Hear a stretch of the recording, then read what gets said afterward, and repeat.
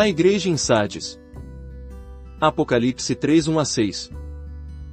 Temos visto que durante o tempo dos apóstolos havia o comportamento dos nicolaítas. Vimos também que após o comportamento dos nicolaítas, Pérgamo pecou grandemente introduzindo o mundo na igreja. Depois dos nicolaítas veio Jezabel, e na mesma época os ídolos foram introduzidos na igreja. Mas há um ponto positivo aqui. Em Tiatira vemos o julgamento de Jezabel, seu confinamento em uma cama para que ela não se mova. Também vemos que os seus seguidores um dia serão mortos. Essas profecias ainda não foram cumpridas, mas o serão na época da queda da Babilônia, registrada no capítulo 17 de Apocalipse. A história de Tiatira começou desde o tempo em que Jezabel impropriamente introduziu ídolos na igreja, e continuará até que ela receba julgamento. Devemos ver uma coisa: quando a igreja, na sua continuada queda, passa dos nicolaítas para o estágio de Jezabel, Deus não pode mais tolerá-la. Assim, aqui vemos o surgimento de Sardes. Sardes quer dizer os remanescentes. A igreja de Sardes é a reação de Deus a Tiatira. A história de reavivamento nas igrejas pelo mundo todo indica uma reação divina. Sempre que o Senhor inicia uma obra de reavivamento, Ele está reagindo. A reação de Deus é a restauração do homem. Devemos conservar em mente, com firmeza, este princípio. Porque o Senhor viu a condição de Tiatira, Sardes apareceu. Em Apocalipse, várias igrejas estão aos pares. Sardes está junto com Éfeso, Filadélfia está com Esmirna e Laodiceia com Pérgamo. Apenas Tiatira permanece só. Em Sardes o Senhor diz que seu nome é aquele que tem os 7 Espíritos de Deus, e as 7 estrelas. A epístola a Éfeso diz que a mão direita de Cristo segura as 7 estrelas, enquanto em Sardes ele diz que tem as 7 estrelas. Éfeso é o enfraquecimento depois dos apóstolos, ou seja, a mudança de algo bom para mal. Sardes é a restauração de Tiatira, ou seja, a mudança de algo mal para bom. Ter obras, mas não amor é Éfeso, vivos no nome, mas mortos na realidade é Sardes. Portanto, estas duas são um par. Aqui o Senhor manifesta-se como aquele que tem os 7 Espíritos. Os 7 Espíritos de Deus são enviados de Deus ao mundo para trabalhar, e isto se refere à obra de vida. As 7 estrelas em Éfeso refere-se ao mensageiro, aqui elas se referem à iluminação. A obra de restauração é parte no Espírito e parte na luz. Sardes é similar a Esmirna no que diz respeito a representar um longo período na história, desde as igrejas reformadas até o Senhor voltar. Embora Sardes não seja tão longa quanto Tiatira, ela se refere não apenas à igreja durante a Reforma, mas também à história da igreja após a Reforma. Conheço as tuas obras, que tens nome de que vives, e estás morto. Sê vigilante, e consolida o resto que estava para morrer, porque não tenho achado íntegras as tuas obras na presença do meu Deus. Lembra-te, pois de como tens recebido e ouvido, guarda-o, e arrepende-te, portanto, se não vigiares, virei como ladrão, e não conhecerás de modo algum em que hora virei contra ti. Creio que ninguém duvidará que Martinho Lutero foi um servo de Deus e que a Reforma foi obra de Deus. A Reforma foi uma grande obra e foi uma reação divina. Certamente o Senhor usou Lutero como porta-voz, ele foi um homem especialmente escolhido por Deus. Quando Lutero principiou, era totalmente Sardes. Seu propósito era unicamente restaurar. O Senhor não disse que a obra de Lutero não era boa, mais apropriadamente, ele disse que não era perfeita. Era boa, mas não o suficiente. Aos olhos do Senhor, ele não encontrou nada perfeito, houve um começo, mas sem um final. O Senhor é de perfeição, portanto, ele exige perfeição. Por essa razão, devemos pedir ao Senhor para ver. Com Lutero, o problema da justificação foi solucionado. A justificação é pela fé, e ter paz diante do Senhor é pela fé. Lutero não somente nos mostrou a justificação pela fé, mas também nos legou a Bíblia aberta. Em Tiatira, a autoridade está nas mãos de Jezabel, em outras palavras, nas mãos da igreja.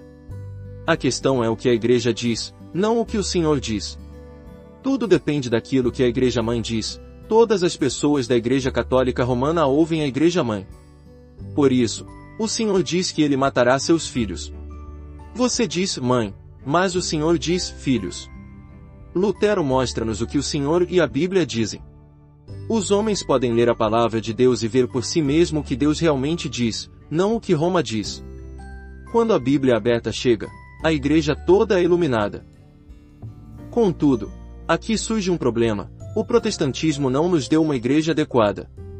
Como resultado, aonde quer que fossem a doutrina da justificação pela fé e a Bíblia aberta, uma igreja estatal era estabelecida. A seita luterana tornou-se a igreja estatal em muitos países. Mais tarde, na Inglaterra, a igreja anglicana veio a existir, a qual é também uma igreja estatal.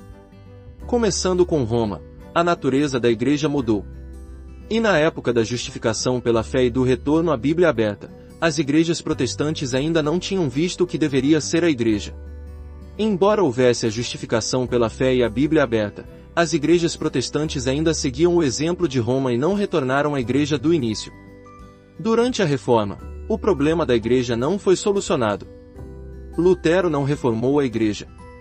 O próprio Lutero disse que não deveríamos achar que justificação pela fé fosse suficiente, há muito mais coisas a serem mudadas. Contudo, as pessoas nas igrejas protestantes pararam exatamente aqui. Lutero não parou, mas eles pararam e disseram que estava suficientemente bom. Embora tivessem voltado à fé do início, a própria igreja permaneceu sem mudanças. Outrora era a Igreja Internacional de Roma, agora ela mudou para a Igreja Estatal da Inglaterra, ou Igreja Estatal da Alemanha, e isso é tudo. A reforma não trouxe a igreja de volta à condição inicial, ela apenas fez com que a igreja do mundo se tornasse as igrejas estatais. Tiatira é condenada por colocar a igreja no mundo, da mesma forma, Sardes é condenada por colocar a igreja nos países. Tens nome de que vives, e estás morto. A reforma foi viva, mas havia ainda muitas coisas mortas. Mais tarde, muitos dissidentes desenvolveram-se, tal como a Igreja Presbiteriana, entre outras. Aqui vemos que, por um lado, há a Igreja Católica Romana, por outro, há as igrejas protestantes. Entre as igrejas protestantes, paralelamente às estabelecidas de acordo com os países, há também igrejas instituídas de acordo com diferentes opiniões e doutrinas. Os dissidentes são aqueles que não tomam o país como limite, e sim, a doutrina. Portanto, há dois tipos de igrejas protestantes, as estatais e as privadas. Hoje, vemos na Alemanha e na Inglaterra a união do Estado com a Igreja. Roma tem a Igreja do mundo, enquanto a Inglaterra, a Alemanha, etc., tem a Igreja estatal. Os reis e os chefes de Estado não deveriam ouvir o Papa, contudo, eles querem que os outros os ouçam. Em política, eles querem ser os reis, na religião, eles também querem ser os reis. Como resultado, as igrejas estatais vieram à existência. As pessoas nunca levantaram a questão: como deve ser a igreja de acordo com a Bíblia? Eles não se voltaram para a Bíblia para ver se é adequado ter igrejas estatais. Mais tarde, as igrejas privadas também vieram a existir. O estabelecimento de igrejas privadas foi devido à exaltação de certa doutrina, então elas se separaram daquelas que não tinham a mesma doutrina. A Igreja Batista foi estabelecida porque alguém viu o batismo, a Igreja Presbiteriana foi estabelecida porque alguém viu o sistema de presbitério na igreja. A igreja foi estabelecida não porque alguém viu o que a igreja é, em lugar disso, a igreja foi estabelecida de acordo com um sistema. O Senhor diz que estes dois tipos de igrejas protestante e privada não voltaram ao propósito inicial. Esta afirmação é significativa demais. Se vigilante, e consolida o resto que estava para morrer. Isso se refere à justificação pela fé e à Bíblia aberta, e à vida que se recebe de ambos. Em toda a história de Sardes, estas coisas estão à beira da morte, assim, o Senhor diz, fortalece as coisas que estão para morrer. Hoje, nas igrejas protestantes, embora a Bíblia já está aberta, os regulamentos dos homens ainda têm força, portanto, o Senhor diz, não tenho achado íntegras as tuas obras na presença do meu Deus. Até mesmo o que você já tem não é perfeito. Algumas das suas coisas não são perfeitas, elas não têm sido perfeitas desde o princípio. Lembra-te, pois, de como tens recebido e ouvido, guarda-o e arrepende-te. A história das igrejas protestantes terminou desta maneira. Não. A história das igrejas protestantes é uma história de avivamentos. Quando Lutero começou, quantos foram salvos, reavivados e grandemente restaurados? Uma característica das igrejas protestantes é a restauração. Você não sabe até que ponto o Espírito Santo trabalhará. Lutero reformou alguma coisa, então a igreja luterana apareceu. A verdade do presbitério foi vista, então a igreja presbiteriana foi organizada. Wesley apareceu, então a igreja metodista foi estabelecida. Hoje no mundo, há ainda muitas igrejas menores. Em 1945, já havia mais de 1.500 igrejas. Graças ao Senhor, Sardes foi frequentemente abençoada por Deus. Mas uma vez que haja a bênção do Senhor, os homens organizam algo para conter a bênção. Embora a bênção do Senhor ainda esteja ali, a esfera permanece somente daquele tamanho. As igrejas protestantes são como uma taça. No início do reavivamento, onde quer que haja água viva, as pessoas irão naquela direção. Como resultado, os homens usaram vantagem de se agir assim é que isso preserva a graça, e a desvantagem é que é apenas uma taça de bênção. A taça estava apenas pela metade, e começou a nebulosidade. Na terceira ou quinta geração a água se foi e restou apenas uma taça vazia. Então começaram a contender com as outras denominações sobre de quem era a melhor taça, apesar de todas as taças serem imprestáveis para beber.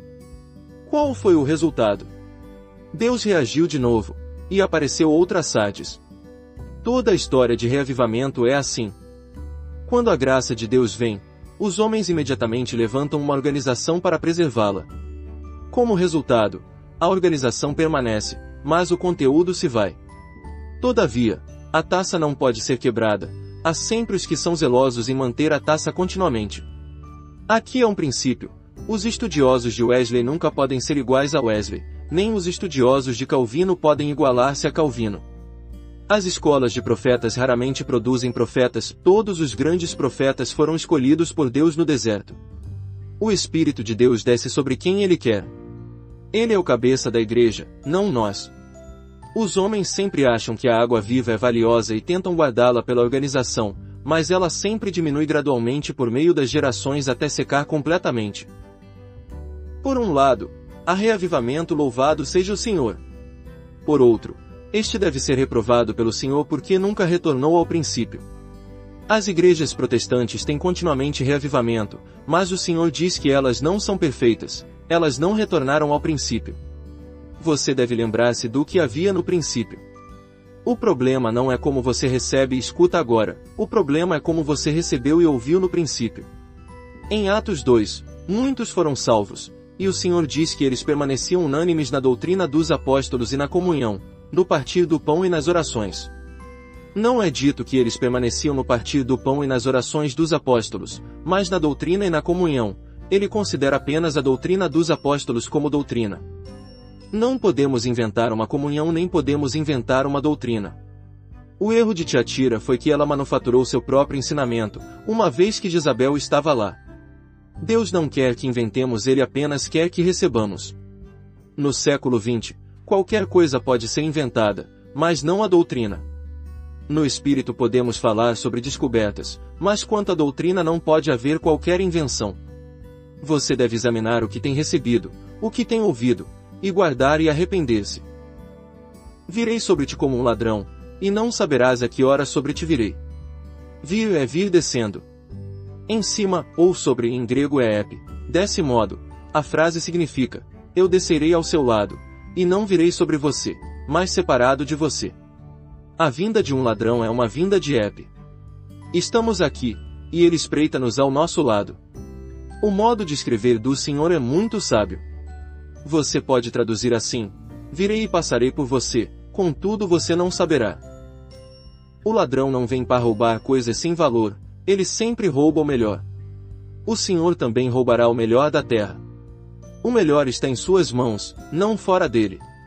Estamos na casa, um será arrebatado, e outro será deixado. Por isso o Senhor diz que se você não vigiar, ele virá e passará por você como um ladrão. Muitos filhos de Deus sentem que o Senhor Jesus estará voltando em breve. O dia está aproximando-se. Devemos ser preciosos o suficiente para sermos roubados pelo Senhor. Tens, contudo, em Sardes, umas poucas pessoas, nomes Lit, que não contaminaram as suas vestiduras, e andarão de branco junto comigo, pois são dignas. Jacó levou 70 almas para o Egito, Êxodo 1:15. Comumente as Escrituras dizem muitos homens, muitas almas. Mas o Senhor diz aqui que há poucos nomes, o Senhor presta atenção especial ao nosso nome. Ele diz: você tem uns poucos nomes que não contaminaram suas vestiduras. Esta vestidura são nossos atos de justiça. Quando permanecemos diante de Deus, vestimos Cristo, pois Cristo é nossa veste branca. Contudo, aqui não estamos diante de Deus, mas diante de Cristo, diante do trono do julgamento. Romanos 14:10.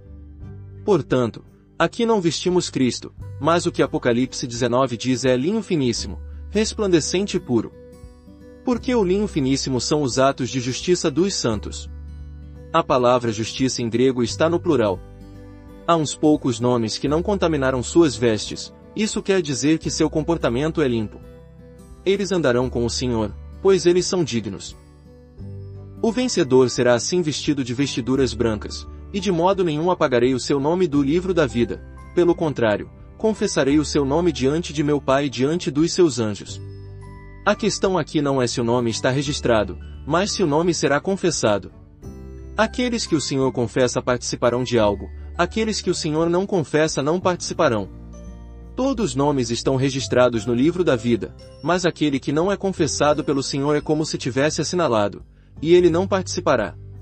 O problema aqui não é de vida eterna na eternidade, mas se poderemos reinar ou não com o Senhor. É uma infelicidade ser registrado, e todavia, não ser capaz de participar. Que o Senhor seja gracioso conosco para que venhamos a vestir a veste branca diante dele. Você tem a veste branca para vestir diante de Deus. Mas, e diante do Senhor?